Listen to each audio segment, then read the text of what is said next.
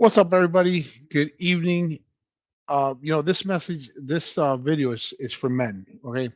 Um, it's gonna mostly touch on married men, but if you're not married, it doesn't matter. This message for you as well. So just in case in the future God does call you to be married. Um, God created all men, to lead. All right. Men. There's nothing wrong with women leaders. Okay, but He called us to be spiritual leaders, us men especially to be spiritual leaders in our homes, in our communities, in our churches.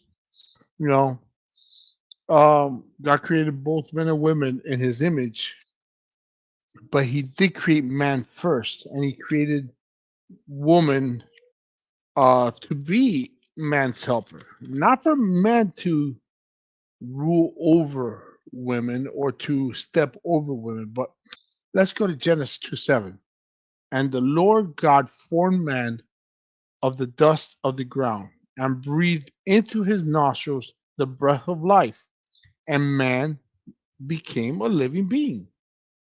Then if we go further down, further into Genesis 2:18, he says, and the Lord God said, it is not good that man should be alone. I will make him a helper comparable to him. And comparable means she will walk side by side with him to help man. Okay.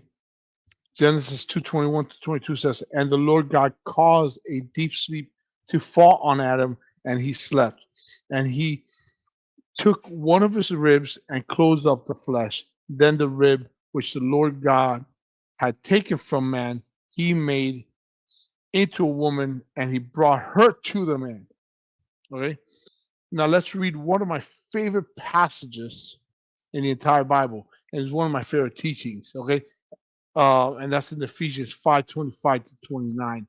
Husbands, and this is a teaching to men, to the husbands, love your wives, just as Christ has also loved the church and gave himself for her, that he might sanctify and cleanse her with the washing of water by the word, and that he might present her to himself a glorious church, not having a spot or wrinkle or any such thing, but that she should be holy and without blemish.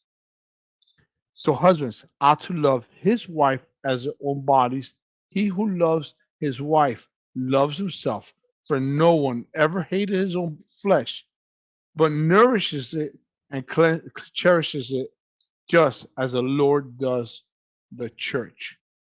Jesus leads the church. He protects the church. He died for the church.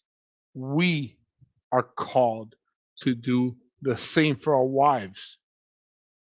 If you're not prepared to do that, you need to reevaluate your relationship with God. You need to reevaluate what's going on. Every now and then, you might be in a place in your life where, yeah, your wife might need to grab you and encourage you. That's what she's there for. My wife does it for me. I'm human. I have my moments where I need my wife to encourage me. That's why she was created to help me. But it is my job to guide her, to spiritually lead her. All right. Now, for you men who are looking to be leaders at the church, okay, look at what Paul instructs Timothy in his first letter to Timothy. In First Timothy chapter 3, 1 through 7, it says, this is a faithful saying. If a man desires the position of a bishop, and then it says bishop here, but it's really for any leadership position, right, in the church. He desires a good work. A bishop then must be blameless, the husband of one wife, temperate, sober minded, of good behavior, hospitable, able to teach, not given to wine, not violent, not greedy for money, but gentle, not quarrelsome, not covetous, one who rules his own house well. He rules his house. Doesn't mean he's master of his domain, but he rules his house. Mean he leads. That's another uh, in other Bible translation. It'll say leads his house well, having his children in submission with all reverence, meaning his children listen to him. Okay, for if a man does not know how to lead his own house or rule his own house, how will he take care of the church of God? Not a novice, lest being puffed up with pride, he fall into the same condemnation as the devil. Moreover, he must have a good testimony among those who are outside, lest he fall into reproach and snare of the devil. Now, let me go back where in verse 2 where it says the husband of one wife. That's if you're married. It doesn't mean single men cannot be leaders. Okay. Same thing. There could be women leaders in the church. We have it at our church. Okay. And I've been part of churches where women have been leaders. Okay. But at the church where I'm at now, at Sea Life, the men we have the men, we have the co-founders, which are male pastors, and they oversee the church.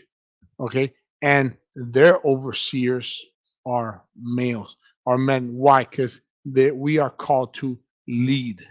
Okay, we're held to a higher standard, and this is not a suggestion from God. This is a command from God. Where we are to be spiritual leaders of our homes and our churches. All right. God bless you guys.